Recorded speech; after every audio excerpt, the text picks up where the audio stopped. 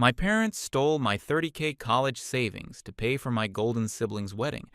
When I protested, my father attacked me, but Grandpa defended me. Be me, 23 years old, Marcus. Man, where do I even start with this? My life turned into some kind of twisted family drama. Still can't believe this actually happened to me. Buckle up, this is going to be a long one. Guess I should start from the beginning. Family situation went from kind of crappy to nuclear meltdown. All happened in the span of a few months. Looking back now, I can see all the red flags.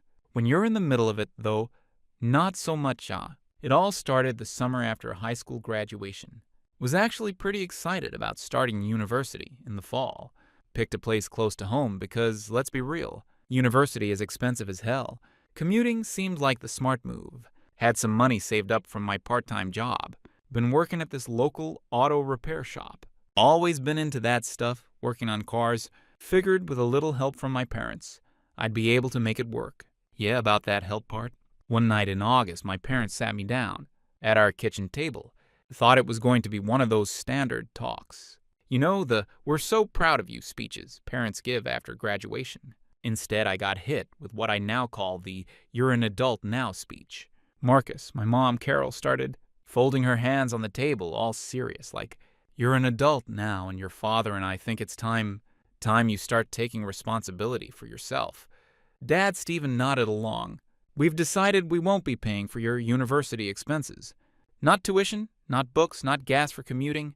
Not because we don't want to, but because it's important you learn the value of money." Just sat there, blinking, thinking this had to be some kind of weird joke. But nope, they were dead serious. Then my dad, who's usually the quiet one, dropped another bomb. "And if you want to continue living here, you'll need to start paying rent, plus your own groceries. It's only fair."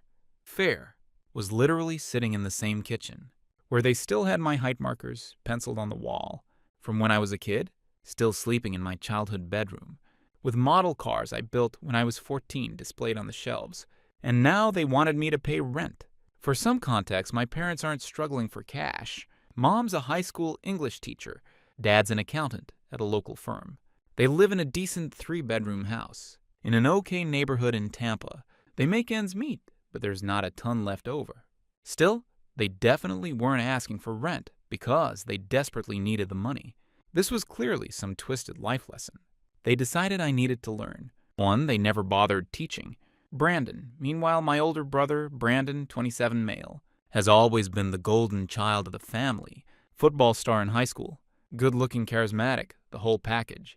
Everyone loves Brandon. Everyone, especially my parents, who have never held him to the same standards as me. The thing about Brandon, though, he's useless when it comes to actual adult responsibilities. Since graduating college, which my parents fully paid for, by the way, he's bounced between like 7 different jobs, never staying anywhere longer than a few months, because his boss was unbearable, or the job was beneath him, or whatever excuse he came up with that week. But there he was, living in our parents' basement, rent-free whenever he was between apartments, getting constant handouts whenever he needed something, latest iPhone, or wanted to take his girlfriend, Victoria, 26 female, on some fancy date. Should have stood up for myself that night at the kitchen table. Should have pointed out the massive double standard. Should have asked why Brandon got everything handed to him, while I got slapped with rent. But I didn't want to cause a scene. Didn't want to be the difficult one. So I just nodded and said I'd figure it out. And figure it out I did, even though it nearly killed me. The next few weeks were a blur of panic and calculations. Rent wasn't outrageous. Think they set it at $350 a month, which was way less than I'd pay for an actual apartment in our area. But when you add in tuition books, gas, groceries, phone bill, car insurance, it all added up so damn fast. Started picking up every extra shift I could at the auto shop. The owner was a decent guy who knew I was trying to pay for school, so he gave me first dibs on overtime. Was changing oil, rotating tires, fixing brakes, basic stuff, but it paid the bills. Sort of moving out crossed my mind about 1,000 times. Even went apartment hunting with a buddy, who was also starting at the uni. But rent in our area is completely insane. The cheapest 1-bedroom we found was still $1,400 a month, not including utilities. Even with a roommate, there was no way I could swing that and pay for school. So I made a deal with myself. I'd tough it out at home. keep my head down, save every penny I could. And the second I had enough money, I'd be gone. That became my driving force through all the crap that followed. The knowledge that someday I'd be free of them. Living at home quickly became a special kind of torture. My parents were relentless about the rent, sending me reminder texts 3 days before it was due every month. Even though I was never late, Mom would literally leave post-it notes on my door. Rent due Friday, like I could somehow forget. The massive drain on my bank account. And all the while they kept treating Brandon like he hung the damn moon. This one time he maxed out his credit card, buying Victoria some fancy necklace for their anniversary, plus a bunch of designer clothes for himself. Instead of telling him to get his shit together, my parents just paid it off. I'm talking $300-500 plus of debt just wiped clean. That same week, I asked if they could maybe help me with my calculus textbook that cost 220 sarn. Marcus, my mom said, you need to learn how to budget better. Brandon has different expenses than you. Different expenses. Like with the cost of being the favorite child, Brandon wasn't exactly helping matters. He's not evil or anything, just completely oblivious to his privilege, and kind of a dick about it. He'd constantly brag about the stuff our parents bought him, completely unaware that I was struggling to keep my head above water. One night, I came home after a 14-hour shift at the auto shop, completely dead on my feet, covered in grease and sweat. Brandon was sprawled on the couch, playing some game on a brand new Xbox Series X. Dude, check it out, he said without looking up. Mom and Dad got this for me yesterday. The graphics are insane, you should get one. Just stood there staring at him, thinking about how I just spent the last 14 hours under cars to make enough money to pay for one of my textbooks. Yeah, I finally said, maybe when I don't have to pay rent. He just shrugged and went back to his game. The comment completely bouncing off him. That was Brandon in a nutshell, totally incapable of recognizing his own privilege or anyone else's struggles. I'd always heard people talk about how university was supposed to be this amazing time in your life. Freedom parties, making lifelong friends, finding yourself or whatever. For me, it was just survival mode from day one. My daily routine was brutal. Up at 6 a.m., out the door by 7. At university for morning classes until noon. Then straight to the auto shop to work until 8 or 9 p.m. I'd get home, shovel some food in my face, try to do homework until my eyes wouldn't stay open anymore, then crash for a few hours before doing it all over again. Weekends weren't any better. That's when I'd catch up on assignments I couldn't finish during the week, or pick up extra shifts at the auto shop. Never went to parties, never joined any campus clubs, never did any of the normal university kid stuff. Just worked and studied and worked. The auto shop job was decent most days. Liked working with my hands, and I was pretty good at it. The owner started teaching me more advanced stuff when he saw I had a knack for it, especially with older cars.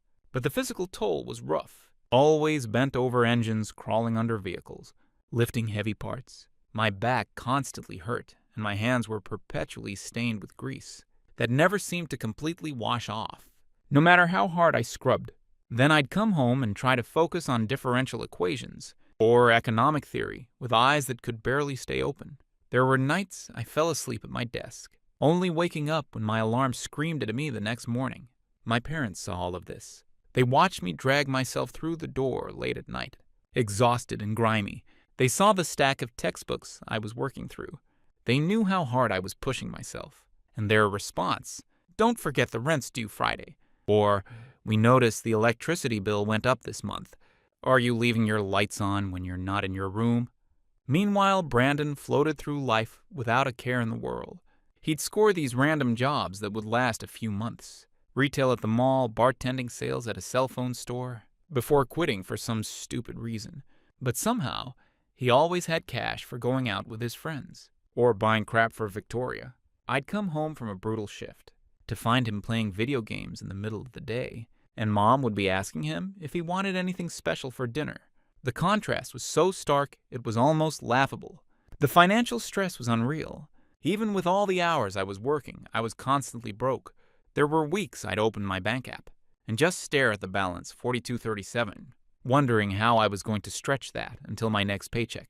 One particularly bad month, I realized I wouldn't have enough for both rent and my portion of the car insurance. Swallowed my pride and asked Mom if she could maybe cover my groceries for that week to help me out. She looked at me like I'd asked her to donate a kidney. "Marcus," she said slowly, like she was talking to a 5-year-old, "we're already doing so much for you by letting me stay here. I was paying to stay there, in their house, my childhood home. The mental gymnastics she was doing to make me the burden and Brandon the blessing was Olympic level. Locked myself in my room that night and seriously considered just dropping out. What was the point of killing myself for a degree when the deck was so clearly stacked against me? But quitting would just prove them right, that I couldn't hack it, that I needed handouts like Brandon. So I pushed through, finishing the semester with decent but not great grades. Every night as I fell into bed, I'd remind myself, this isn't forever. Someday I'll be free of all of this. I just have to survive until then. Things took an even weirder turn when Brandon announced he was getting engaged to Victoria. They'd been dating for about 2 years, and suddenly they were planning this massive wedding, like they were royalty or something. Victoria had always given off major bridezilla vibes, even before she had a ring, constantly posting on Instagram about dream weddings and creating elaborate Pinterest boards. But now it was official. She wanted the fairy tale wedding with all the bells and whistles. And who was going to pay for this extravaganza? You guessed it. Started noticing my parents and Brandon huddled around the kitchen table, looking at wedding venues online or flipping through catering menus. Mom was constantly on the phone with vendors, discussing flower arrangements and lighting options, like she was planning a presidential inauguration. One night, I overheard them talking about deposits. Brandon was stressing about some payment, and Mom just patted his hand and said, "Don't worry about the money, sweetie. Dad and I will make it work. This is your special day." Meanwhile, that same week, my car needed an oil change desperately, and I was so broke I couldn't even afford the $55 to do it myself with supplies from the auto parts store. When I asked if they could loan me the money until my next paycheck, Dad said, "Money's tight right now, Marcus. You need to plan better for these kinds of expenses. Tight for a $50 loan that I was going to pay back in a week, but not too tight for whatever ridiculous deposit." They were putting down on Brandon's wedding venue. A few days later, Brandon came home, practically bouncing off the walls with excitement. He'd just been to see the venue with Mom and Victoria, some fancy country club with immaculate grounds and a ballroom. He showed me pictures on his phone, swiping through shots of chandeliers and marble floors, and some giant fountain with the club's initials. "Pretty sick, right?" he said, grinning. Got the whole place reserved for October. Scrolled through the photos, trying to keep my face neutral. "Looks expensive," I finally said. "How are you affording this?" Didn't realize part-time cell phone sales came with a wedding planner. Brandon just laughed and took his phone back. "Mom and Dad are helping out. They said every guy deserves his dream wedding day. Every guy deserves his dream wedding, but apparently not every son deserves help with university." The double standard was so blatant, it made my head spin. The wedding planning only got more insane as the months went on. Victoria wanted everything top of the line. Designer dress premium catering with a 5-course meal. Open bar with signature cocktails. Photo booth live band, the works. Actually knew she was a gold digger from the start, but of course didn't say anything. And my parents were just funding all of it, no questions asked. Brandon started spending more time at our house, sitting with Mom at the kitchen table, going through guest lists or browsing wedding websites, while I tried to study at the other end. It was like living in some kind of bizarre alternate reality, where my brother was being rewarded for doing absolutely nothing, while I was being punished for trying to better myself. One night, I was grabbing a snack from the kitchen, when I overheard Dad and Brandon talking in the living room. They were discussing honeymoon options. "The resort in the Bahamas looks really nice," Dad was saying, looking at something on his laptop. "It's a bit more than we budgeted for the honeymoon, but it's only a few thousand extra." A few thousand extra, just like that. Where the hell were they getting all this money? My parents made decent salaries, but not throw a few extra thousand at a honeymoon kind of money. And if they had this much cash sitting around, why was I surviving on ramen 4 nights a week and picking up every disgusting oil change shift nobody wanted just to keep my electricity on? Went back to my room that night and just sat on my bed trying to process it all. The more I thought about it, the angrier I got. Here I was, doing exactly what my parents claimed they wanted me to do, being responsible, working hard, paying my way, and I was struggling just to survive. Meanwhile, Brandon was being handed everything on a silver platter. For what exactly? Being born first? Being the favorite? It just didn't make any sense. There had to be something I wasn't seeing. Some bigger picture I was missing. Little did I know I was about to get the whole ugly truth. And it was worse than anything I could have imagined. I'd been bottling up all this frustration and anger for almost 2 years. Never really talked to anyone about it. Because, well, what was the point? My friends were dealing with their own university struggles, and bringing it up to my parents was like talking to a brick wall. They'd made it clear where their priorities lay, and it wasn't with me. But one night, after a particularly brutal week, where I'd worked a 65-hour shift at the auto shop while battling a nasty cold, only to come home and find my parents had bought Brandon and Victoria matching Apple Watches as an engagement present, I just broke, waited until I was alone in my room, then called my Grandpa Frank. Grandpa Frank is my dad's father, and he's always been the coolest guy I know. He owned this classic car restoration shop for about 45 years before he retired. Growing up, I spent every weekend I could at his shop, learning how to sand down body panels, mix paint colors perfectly, and restore these beautiful old machines to their former glory. He was patient with me, never getting annoyed when I'd ask a million questions or mess something up. He never judged me or pushed me to be something I wasn't. He just let me be me. We hadn't talked much since he retired a few years back. He and Grandma had been traveling around the country in their vintage Airstream, visiting national parks and car shows. They'd only recently settled back into their old house, deciding they wanted to spend more time with family. Probably should have reached out earlier, but I didn't want to burden him with my problems. He was enjoying his retirement, finally getting to do all the things he'd put off while building his business.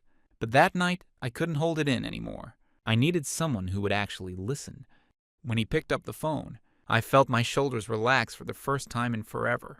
"Hey, kiddo," he said, his voice gruff but warm. "Long time no talk. What's going on with you?" And I just let it all out. Everything.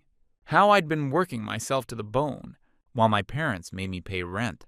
How they refused to help with my educations, but were throwing this lavish wedding for Brandon. How they constantly made me feel like a burden while treating Brandon like he hung the moon.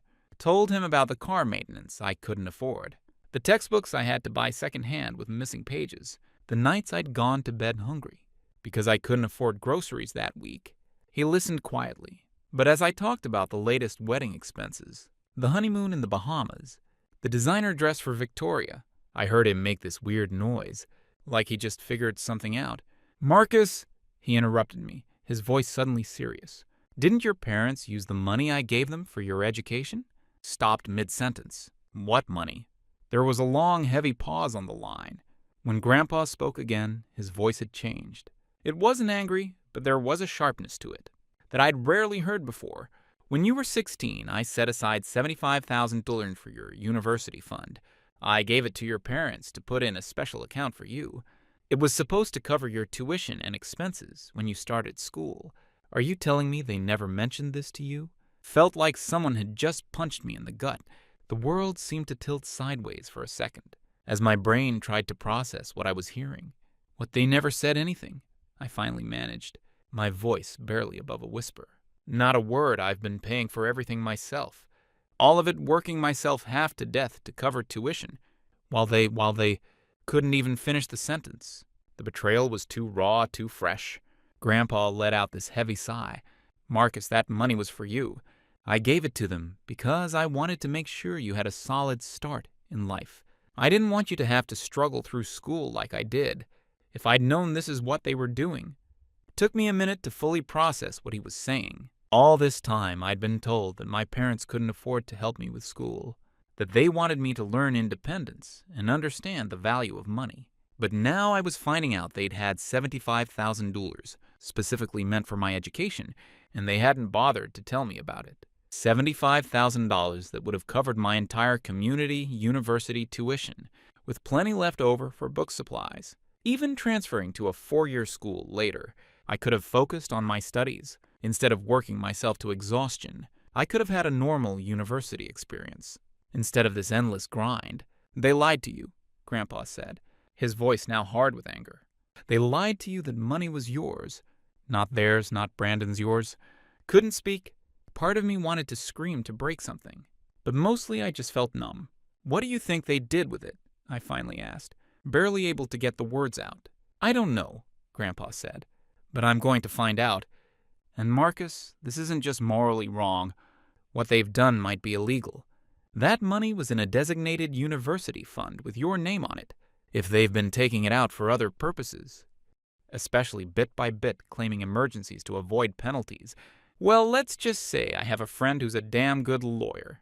Grandpa had always been the laid-back, easygoing type, but now he sounded ready for war. Marcus, he added, his voice softening a little, you're not alone in this anymore. I'll handle it. You just focus on your studies for now, okay? Hearing him say that made something inside me break open. For years, I'd been carrying everything on my own, thinking no one cared or even noticed. But now, finally, someone was in my corner. Someone believed me. Someone was going to fight for me. That night, sleep was impossible. My mind kept circling back to all the times I'd asked for just a little assistance. Help with a textbook covering groceries for a week, and they brushed me off. All the times Mom told me I needed to budget better, while they were out buying Brandon a new game console. And all along, they had $75,000 sitting in their pocket. That could have changed everything for me. The more I thought about it, the more my numbness gave way to rage. But beneath the anger, there was also a tiny spark of something else. Hope. For the first time in years, I wasn't fighting this battle alone. Grandpa was on my side, and from the sound of it, he wasn't going to let this go. Something was finally going to change. 4 days after my call with Grandpa, my phone lit up with his name. Was in the middle of a shift at the auto shop, but stepped outside to answer. I've been looking into this, Marcus, he said without preamble. His voice was tight-controlled, but I could hear the anger simmering underneath. Your mother's been making withdrawals from your university fund for the past 3 years. Small amounts at first, a few hundred here and there, always marked as family emergency. Then bigger chunks when Brandon and Victoria got engaged. I'm coming over tonight to talk to your parents. And I want you there too. My stomach dropped. I don't know, Grandpa. You need to be there, son, he said firmly. This is your future they stole. Agreed, even though the thought of the confrontation made me feel sick. Finished my shift in a daze, my mind racing through all the possible ways this could go down.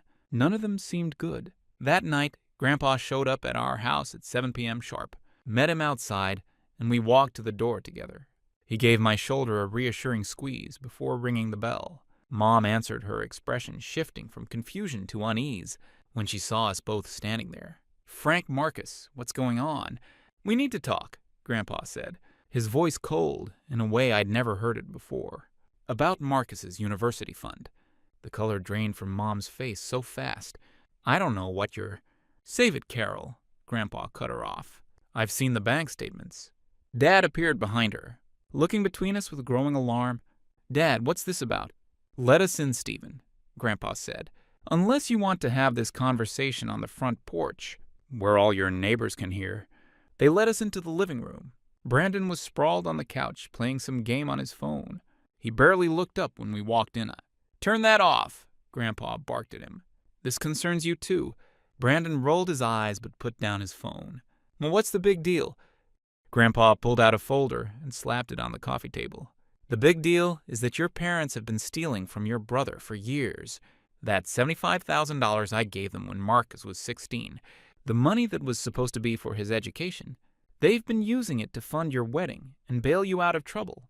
Brandon looked confused, then turned to our parents. What's he talking about? My dad shifted uncomfortably. Dad, you don't understand we've had expenses. Don't give me that crap, Stephen, Grandpa snapped. I've got all the withdrawal records right here. Family emergency, my ass. Unless you consider buying Brandon an Xbox Series X an emergency, or putting down deposits on wedding venues, or that trip to the Bahamas you've been planning. Looked at my parents, waiting for them to deny it, to have some explanation that would make this all make sense. But they just sat there, looking as guilty as hell. Is it true? I asked, my voice barely steady. You had money for my university this whole time, while I've been killing myself working and taking out loans. Mom couldn't even look at me. Dad just stared at the floor. Answer him, Grandpa demanded. Dad finally looked up. We were going to pay it back, he said weakly. Brandon needed help with the wedding and what about what Marcus needed? Grandpa interrupted. He's been working himself to the bone, while you make him pay rent in his own home. It's not that simple. Mom finally spoke up. Brandon isn't as independent as Marcus. He needs more support. Couldn't believe what I was hearing. So because I'm responsible, I get punished. While Brandon gets rewarded for being a screw-up, Brandon jumped up from the couch. Hey, watch it. Not everyone wants to waste their life under a car grease monkey. Better than being a leech, I shot back. Here's what's going to happen. Grandpa cut us off, his voice firm. You're going to pay back every cent of that $75,000 within 30 days, or I'm not only cutting you out of the will, I'm pressing charges for financial fraud. That money was in a designated university fund with Marcus's name on it. What you've been doing is illegal. You wouldn't. That means we're going to cancel the wedding. We don't have that money, Mom gasped. Try me, Grandpa said. I've already talked to my lawyer. Those withdrawals you marked as emergencies to avoid the early withdrawal penalties, that's fraud, Carol. And you of all people should know better being a teacher. Who should set an example? Wait, what? Brandon suddenly looked panicked, jumping up from the couch. Cancel my wedding, you can't be serious. Victoria will freak out. We've already sent the invitations. The room went dead silent for a moment. Then Dad suddenly stood up, his face flushed with anger. He turned to me. This is your fault you went behind our backs to your grandfather.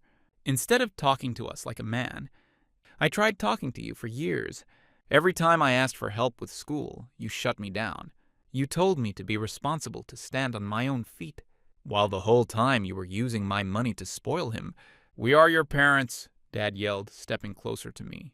We decide what's best for this family, not you, not him. He jabbed a finger toward Grandpa. Best for the family? I laughed. You mean best for Brandon? That's when Dad lost it. His hand shot out and slapped me hard across the face, the sound cracking through the room like a gunshot. Everyone froze. My cheek burned, but not as much as the rage burning in my chest. Stood my ground, staring him down, daring him to do it again. Grandpa stepped between us, his body tense, like he was ready to throw a punch of his own. You just made a big mistake, Stephen, he said, his voice deadly quiet.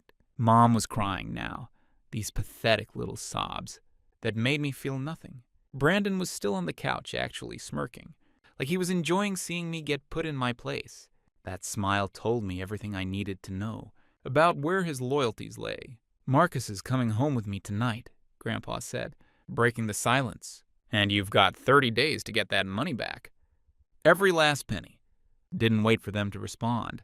Went straight to my room, grabbed a duffel bag, and started throwing in clothes, my laptop, and a few other essentials. Could get the rest of my stuff later. Right now, I just needed to get out of that house before I did something I'd regret. When I came back to the living room with my bag, Dad had disappeared into the kitchen. Could hear cabinets slamming. Mom was still crying on the couch. Brandon stood in the hallway, blocking my path. Nice job ruining everything, he hissed, his face twisted with anger. You always have to make everything about you, don't you? Just push past him. Enjoy your backyard wedding. Grandpa was waiting for me by the door. You ready, son? Nodded, not trusting myself to speak. As we walked out to his truck, I could hear Mom calling after me, but I didn't look back. I couldn't. If I did, I might have lost it completely. When we arrived, Grandpa showed me to the spare room, a simple space with a comfortable bed and a window that overlooked his detached garage, where he still kept his favorite car projects. It already felt more like home than my parents' house ever had. That night, I slept better than I had in years, even with all the chaos swirling around me. For the first time in a long time, I felt safe, protected, like I wasn't fighting the whole world alone anymore. After that day, my parents' whole wedding operation fell apart like a house of cards. They'd been cruising along like nothing was wrong, but Grandpa wasn't playing around. And when they realized he wasn't bluffing about the legal consequences, the panic set in. The fallout hit 1 week before the wedding. Suddenly, the fancy country club venue was too expensive. The premium catering needed to be scaled back, and the honeymoon to the Bahamas was canceled entirely. Brandon was freaking out. Then he called me, almost didn't pick up, but decided I wanted to hear whatever excuse he was going to come up with. Are you happy now? He snapped as soon as I answered. You've ruined everything. Mom and Dad just told me they have to cancel the venue, the caterer, practically everything for the wedding. Not my fault they stole my money to fund your big day, I shot back. Look, bro, his voice suddenly changed. I didn't know about any college fund, I swear to God. If I'd known they were using your money, I would have said something. Yeah, right. I'm sure as hell he knew all along. If not, he's the one who suggested that brilliant idea, because he's not exactly that stupid. The wedding's next week, man. Victoria's already freaking out. Her family's flying in from Atlanta. Her grandparents booked non-refundable tickets. He was practically begging now. Can't you just let them pay Grandpa back after? Please, I'll owe you big time. The audacity was almost impressive. Not my problem, I said coldly. You want a wedding, fine. You get a backyard barbecue and a Bluetooth speaker. If Mom and Dad repay the full $75,000, I'll pay for something modest myself.